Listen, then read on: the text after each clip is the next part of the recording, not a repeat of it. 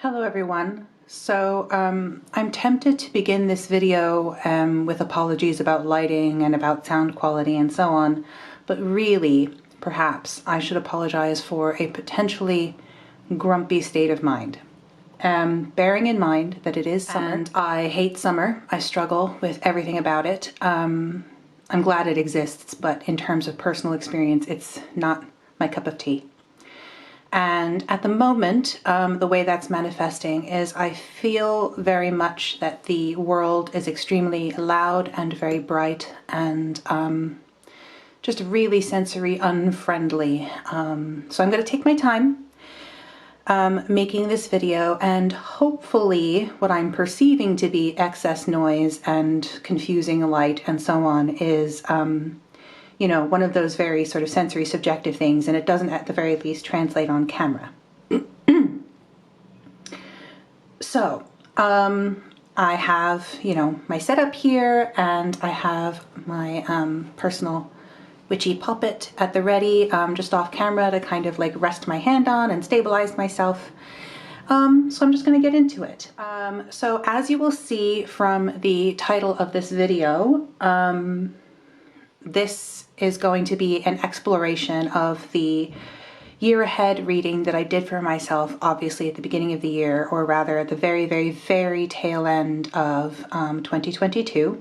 I believe I did the reading on December 31st. And I had decided I would try doing a year ahead reading for the first time, basically. I've never done them really before. It's been something in the past that I've struggled to wrap my mind around. So I want to be clear that I hadn't refrained from doing this sort of reading in the past because I didn't see how it might have value or so on and so on. But rather that I want to make a clear distinction, and I do want to actually specify this at the beginning of the video. So my tarot practice is divinatory. It's not just, if you can even parse these things out, but at least in terms of like, you know, patterns of speech and colloquialisms and so on, it's not just that my tarot practice is self-exploratory or shadow work or, you know, personal self-improvement or, any of those sort of more cognitive, categorical things. My practice is divinatory. It is rooted in a very sort of numinous and animistic perspective. It does have elements, very strong elements of the supernatural. So if we take, you know, divining or divinatory to mean seeking some kind of knowledge of what is unknown, or for some people in the future, via some kind of spiritual or supernatural means, and so on, then for me, it's not so much about knowing the future as knowing something that is currently hidden, unknown, or otherwise difficult to see. Again, and not exclusively the present, it's just not also exclusively the future.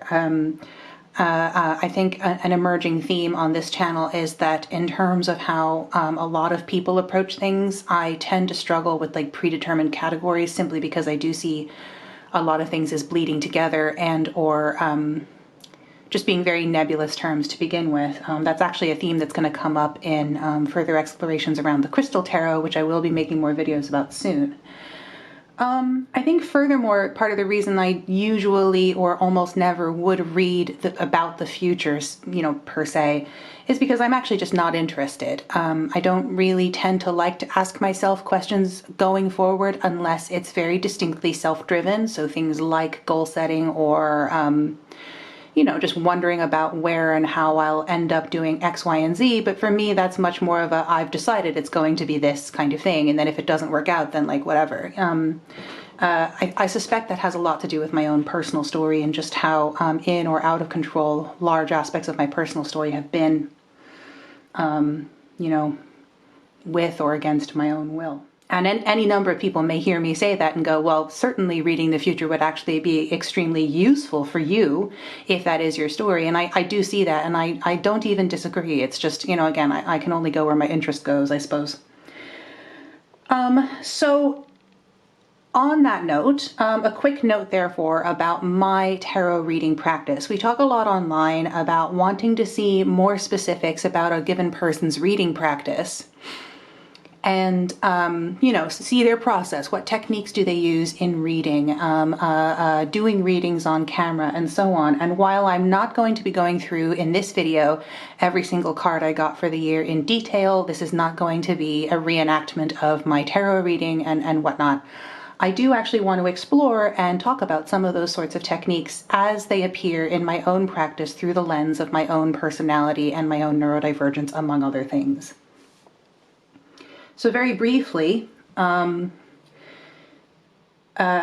tarot practice has been shifting a little bit lately. I have been spending more time generally offline, changing things up a bit for myself, trying to give my brain some neurological rest at the very least, if not also cultural and external influence rest, if you know what I mean.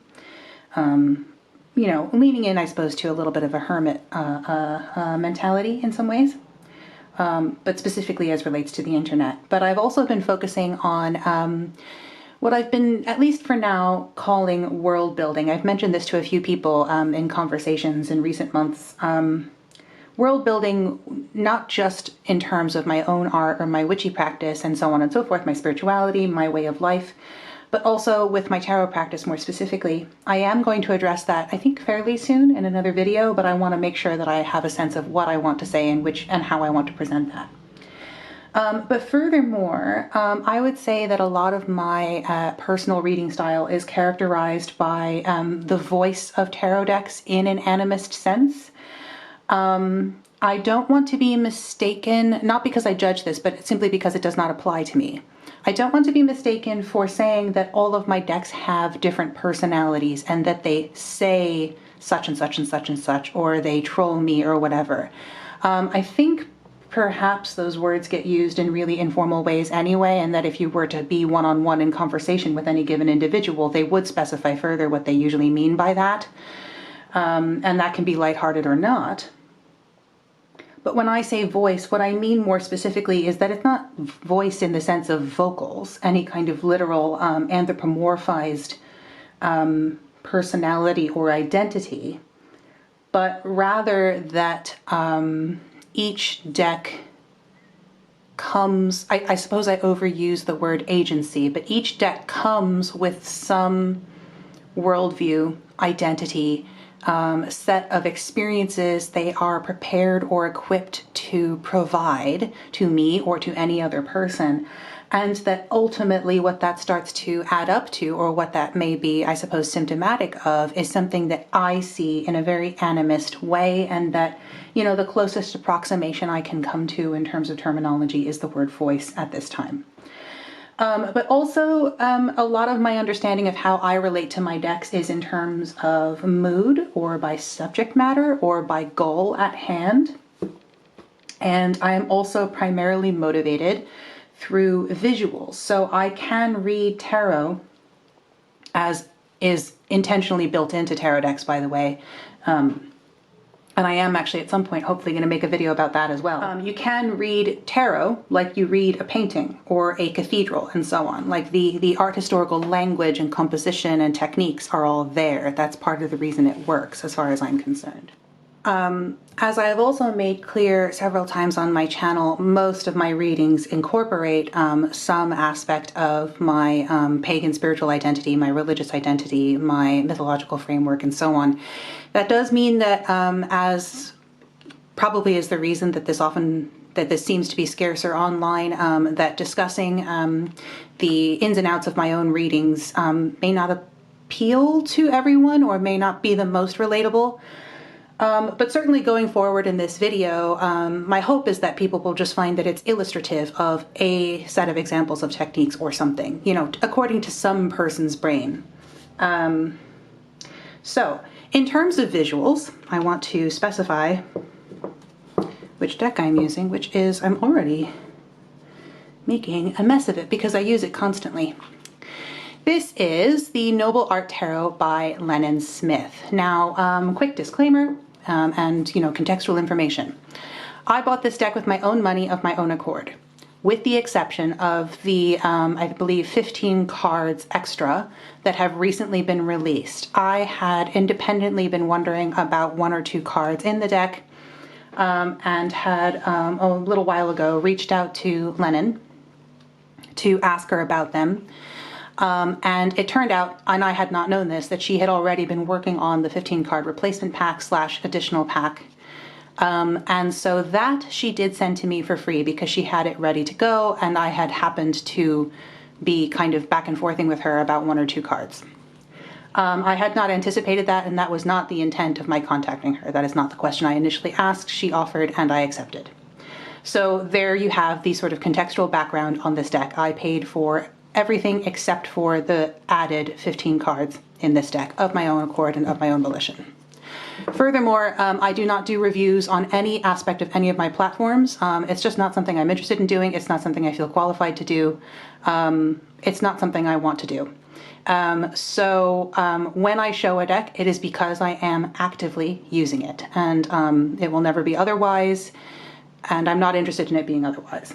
Okay, so this deck, visually, as I think anyone who knows my channel, knows my blog, etc., is clearly very, very exactly like the sort of visual world I like to dwell in. I really, really want to gush about this deck. I'm wary of perhaps pushing people in a direction that they don't want to go in financially if they're not prepared to purchase another deck. But I personally, with the sorts of visual language that speaks to me, the color choices that speak to me, the art historical significances and references that speak to me, this deck feels hardwired to make sense to my brain. So perhaps if you're someone who is not prepared to buy a deck at this time and doesn't feel like being tempted, remind yourself that you are not me, and that you would potentially, with any deck, need to make sure that you know, you have your inroads to caring about something and that you're prepared to follow those through, okay? So to the reading, I have some notes here. Let me just make sure that I've said everything I want to say by way of introduction. Oh yes, so I decided to do this reading, as I said, on December 31st, and I was puzzled as to know how to like make sure it didn't make me anxious throughout the year. So I decided that I would not revisit even any of the aspects that I had written down and about the cards and so on until around the time of midsummer. I was tempted a few times to look through at things, but I had actually held out. And so this past week, I started looking at what I had written down I had gotten again. And what I found was very, very interesting.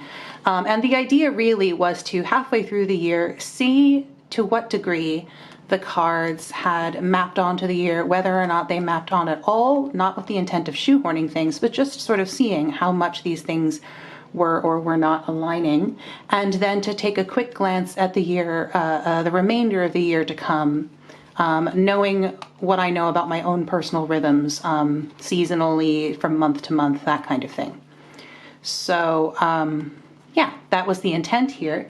So what I'm going to do in this video is go through the cards. I will take a photograph of the cards from overhead, all of 12 of them laid out, so that you can have like a kind of a bird's eye visual at times, and I will periodically impose that over this video footage.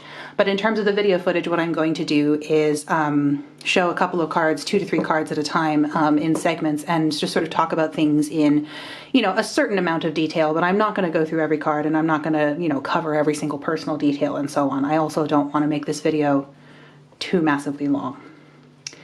Okay, so let's get to it.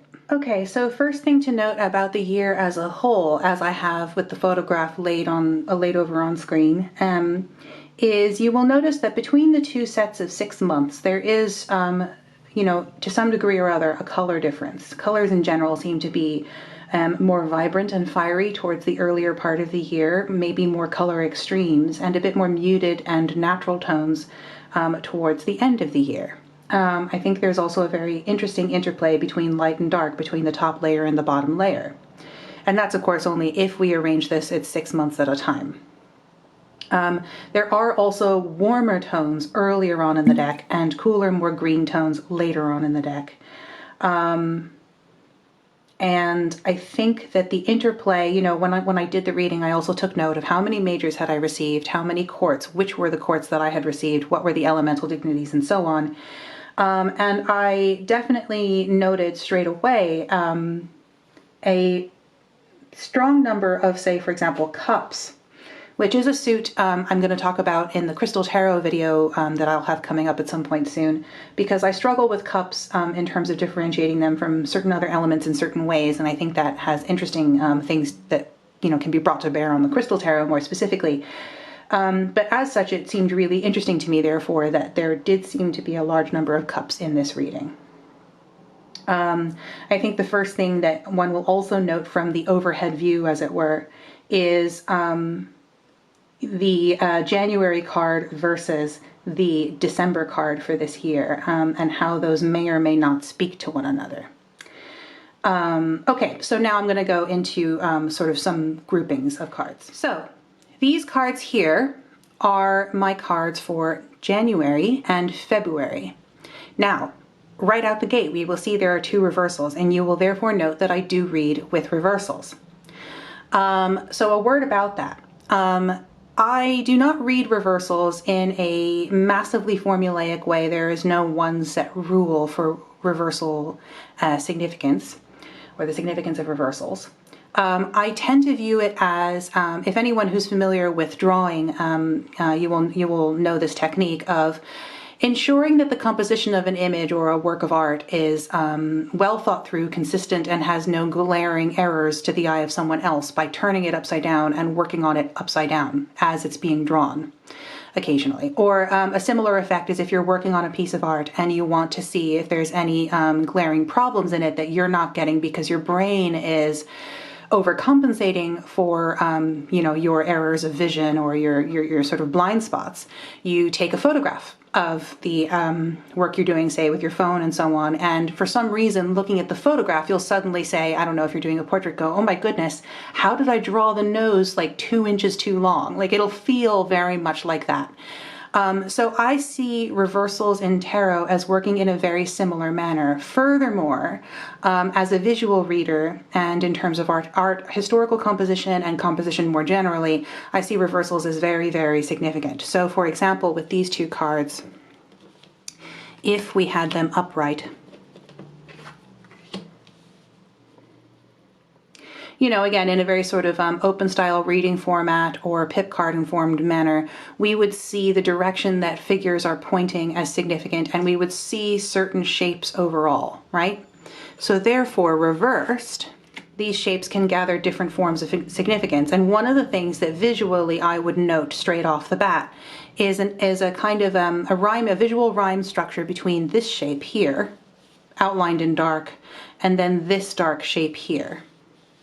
Almost as if this shape is diminishing across January to February. You get a very sort of forward, almost arrow or triangular shape defined by dark lines enclosed by warmer tones. Now, in terms of my own personal understanding of these cards for the months they appeared in, January as the root, as it were, of the sort of calendar year, the beginning, the starting point, seems very significant to me that it would come with the Three of Pentacles, following just after the holidays in particular. I love winter. I don't tend to get melancholy or depressed in winter, but I am originally the eldest of 3 daughters. Each subsequent daughter was born three years after the one preceding. All very much at a similar time of year. All of our names begin with the same letter, and we were all born on Witchy Wednesday.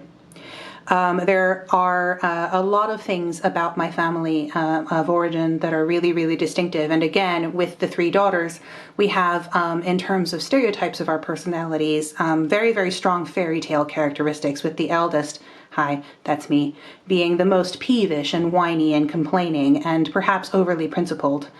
The middle child being by far the most, shall we say, intelligent, but also in a conniving sense, a real ability to make devious plans and bring them to fruition. Certainly less peevish than the eldest. And then the youngest being the sort of quintessential sweetie pie, even to her own detriment. Very, very much applies to my family. So I see a lot of that in this January card. Furthermore, I see a representation of Goddess in every single Three of Pentacles, as well as Three of Cups and so on.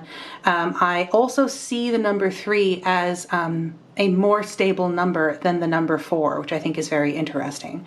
The number 3 to me is full of action and movement, as it is often understood to be in tarot. But furthermore, for me, it comes with it. It comes with a sense of like a three-legged stool being potentially more stable and less rickety than a four-legged stool kind of scenario. I think what makes this so destabilized is that what we have here in the reversal is a much less stable looking structure. There is negative space that is dark down here. There is this sort of negative space in the middle that is a void. There is nothingness in the middle. There is potentially the emptiness or the darkness or the mystery of forest behind these figures. There is the contrast between the warm and cool tones. And furthermore, we have a character pulling on strings that, if this card were upright, may look very much like teamwork, all of them concentrating on something off screen, as it were, off canvas. But in the reversed position, this really just sort of begs a question. There's a sense of emotional fragility here, even as it potentially relates to relating to others. And that's very pertinent for me, as I am no longer in contact with one of my siblings by choice. So we have then the 4 of the major arcana. We have the Emperor reversed as well, which for me does not mean opposites. It means, once again, pay attention. What do you need to see? It's an added, say, exclamation point or an underline under something, not necessarily reversing the meaning, but emphasizing the meaning. And in this scenario, with my experience of February, I was struggling quite a bit with structuring my own sense of self, bringing, I suppose you could say, personal fire to bear on my goals and environment, but in a way that actually was effective and structured. So again, these two cards combined, I think, were a very, very interesting sort of directional indication for that time of year. Okay, so here we have the cards for March, April, and May. And this in particular was very interesting to me. March, with the moon being very shadow work-y, but also potentially the association with the March hare. Quick correction, everyone. You will notice that I accidentally represented the moon card as reversed in my main discussion, but I actually think, I look back at my notes and it was upright, and I think that actually makes a bit more sense to my mind, because you actually get her looking straight at the Page of Cups now. The Page of Cups looks out at you, and then she is also potentially looking out at you, or if you know, depending on who you identify with in this card, she's looking out at someone, you're looking out at someone, etc. I also potentially see more sort of repeated shape structures this way. The blue kind of continues better into the blue of this background and so on. So, you know, obviously if this had been reversed, the discussion that I give in my video still stands. But actually, as I remember, you know, in the last week or so going over these cards, as I remember the meaning and the sort of retrospective ideas that I derived from it, they match better with this arrangement, and that explains a lot why I was feeling a bit confused just now. So, you know, quick clarification there, and yeah, back to the original discussion. With madness, with the, you know, obviously modernly problematic term of lunacy. March into April was a very sort of destabilizing time for me. I was doing a lot of shadow work. There were a lot of things that I was experiencing externally that were troubling me, and that I knew I needed to be able to regulate my response to. And I really did not enjoy that process, even, you know, necessary as it was. It was very, very confusing, and I do feel that the emphasis of the moon and this notion of a shadowy landscape wherein you are a bit lost and struggling to find your bearings, but are also aware of how, say, mythopoetically potent that imagery is. This bore a lot of relevance to my experience of March, and very, very intriguing to see in retrospect that this was my March card. Correspondingly, I think therefore the Page of Cups is a really interesting next card, and specifically card for April, because April came with some very, very, very extreme challenges for me specifically that then did tie into some of the themes that I had been shadow working and experiencing in March. So if we think of this as an evolution, a sort of a growing into a real manifestation of some of the major concepts in this card, we have here not a Queen of Cups, not any kind of ruling figure, a page. So there is a beginning, a sense of personal naivety, perhaps even fragility. We have here, and I'll show the card a little bit closer up. We have here, you know, almost a hint of threats. These you know, white lilies for death. These hinges are in fact dragons. Potential associations with poison. There's a poised question and about to ingest something, perhaps.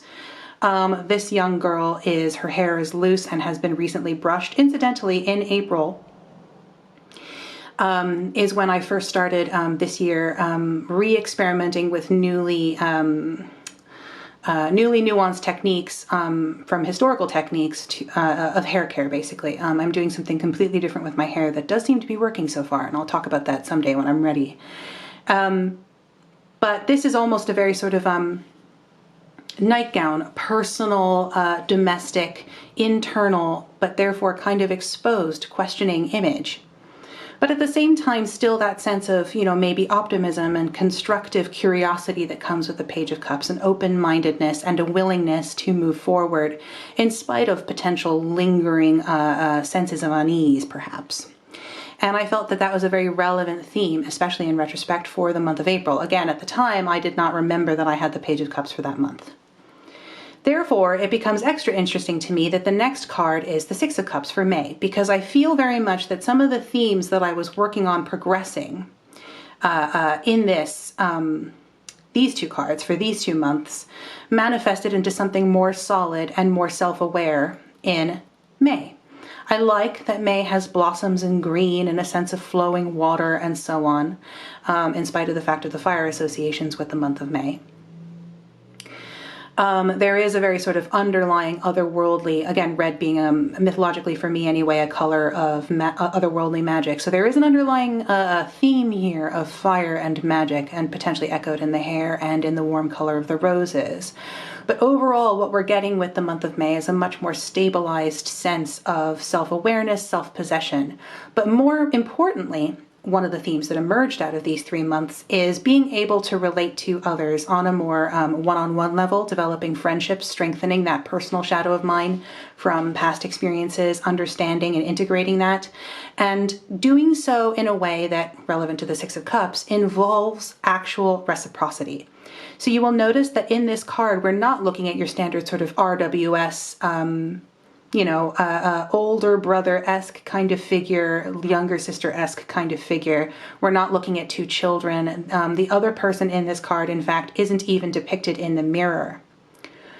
But given the sort of viewpoint here, we are potentially the person interacting with this woman.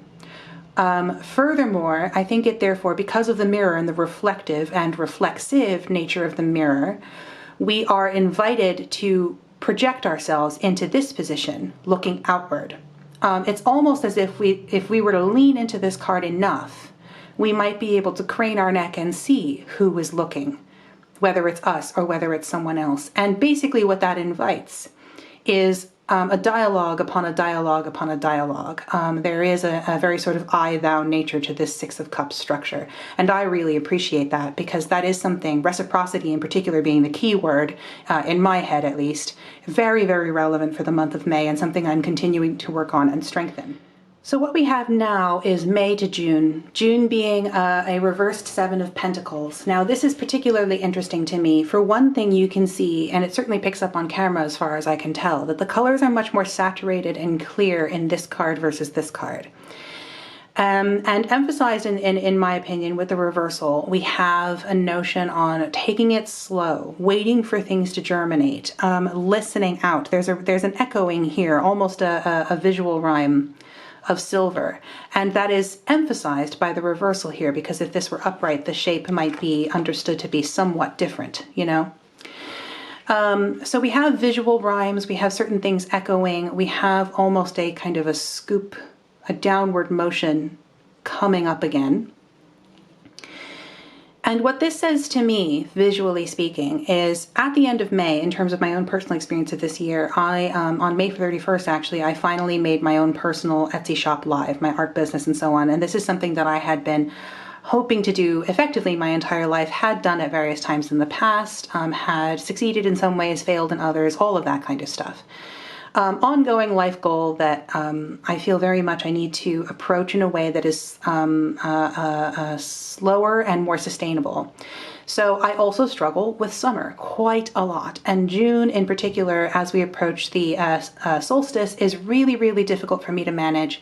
Once the solstice passes, I do start to see, evidence of darkness creeping back into the year. But as of right now, which is, as of recording, this is the day after the solstice, I'm still very much in that everything needs to be taken slowly. Self-manage, plant the seeds, understand that harvest and things will yield, but at every stage be willing to wait and to see the lie of the land and to take my time and to allow things to do their own thing organically, perhaps in some ways with minimal interference, so that each stage is built in a way that is slower and more sustainable.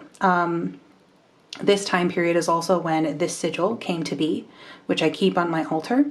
And loosely speaking, the sort of meaning and intent behind this sigil, not giving away all of the details, is, if you want to give it a catchphrase, stable and flexible. And I think that is, there's almost like a warning element here, an up-down kind of thing, being like, do pay attention. There is an upsurge and a downsurge, and these need to be organically built into this time of year. Moving on a bit more quickly now through the months that have yet to occur. July, as with June, is a continuation of struggle for me. It is the beginning of being able to see the end of summer approaching. Lunasa tends to be a real sort of reach goal for me, at which point I can begin to truly breathe again, knowing full well that the year will continue to darken. But I think, therefore, that this juxtaposition, this figure to this figure, it's a court card, but it's not a king, it's not a queen, it's not even a knight, it is a page. There is an innocence, an openness, and a very intense sense of beginning, perhaps as is echoed by that Page of Cups that we saw earlier. So this almost seems to me that if this, then this. If I take this card seriously enough and pace myself, then this. If then. But therefore, with August, I think we have a really, really potentially pertinent warning element. King of Swords being something that I think, Heir of Air is something that, you may well warn me against being too thinky. Very, very swordsy person. And I think Page of Pentacles with that element of earth as juxtaposed against a King of Swords is like, don't get ahead of yourself. It is still warm. It is still going to be tricky. There's a really interesting sort of color conversation happening here with a warm tone and very, very light, almost white tones, very, very morning-esque, and warm tones and darkness and night. And as much as I love night, I think there's a risk of over-egoic identification and launching myself forward with the mind only and not respecting the experience of the body. Interestingly, therefore, we have September, October, November, and we have a real change in colors here, very autumnal. Now, I do see autumn as beginning on Lunasa and ending on Samhain, but I have personal reasons for that I will perhaps talk about some other day. I think also, therefore, the progression here between Ace of Cups to 9 to King, all within the Cups realm. Again, bearing in mind the two cards I just showed you, we have an if-then kind of structure, right? And all of these are upright. And I think, therefore, that this is incredibly interesting with the month of October leading into November, which is, in Irish, the word is Samhain for November. So anyone who's constantly talking about the pronunciation of Samhain may wish to remember that it is a word in a modern language, still living. We have here the beginnings, that kind of opening, a cooling, but with a sense of flow and wateriness. Again, an if-then kind of structure, another emphasis on beginning. Then we have coming into one's fullness. But again, I believe this is an Ophelia image, which is very interesting to me. So there's a coming of fullness, but an acknowledging of the eerie nature of that. This is not automatically the most joyous of images. To me, that's very relevant to sort of my more natural state of mind, where I do feel the most familiar to myself and the most comfortable with myself. And I do appreciate that that's my October card, as it were. And then here with the King of Cups, we have a real sort of descent into darker colors. This is a painting, a very famous painting of Ruskin. And I believe it was Malay that did this painting, or Malay, or however you say his name. I've actually recently been reading about some of this, but anyway, I really, really appreciate this for the month of Samhain. I think, you know, air of water is a very, very interesting juxtaposition with that month, something I really want to puzzle over a bit further. So again, as these are the months that have yet to happen, I don't have anything particularly conclusive to say, but I do think it makes for some really interesting visual thematics and sort of questions to ask myself, ways to explore healthy introspection. And last but not least, we have December, the birthday month. And isn't this interesting? Looking back, bearing a torch almost towards the year that has just gone, and a sense almost of resignation and rest, but facing towards the year to come. And of course, many of our associations with the Two of Wands having to do with a sense of perhaps vision, of looking forward, perhaps planning, that poise, that moment of departure, or perhaps the moment slightly prior to departure, if we're thinking in sort of RWS terms. I think in other systems, you know, the number 2 being like a very relevant hinge number in a way, talking about dialogue, talking about conversation, talking about taking information out and then synthesizing that, taking information in, synthesizing that, and then projecting information forward, potentially being very relevant for the month of December. I also note the wands and the fire element and that very sort of Sagittarius, sort of fire component happening.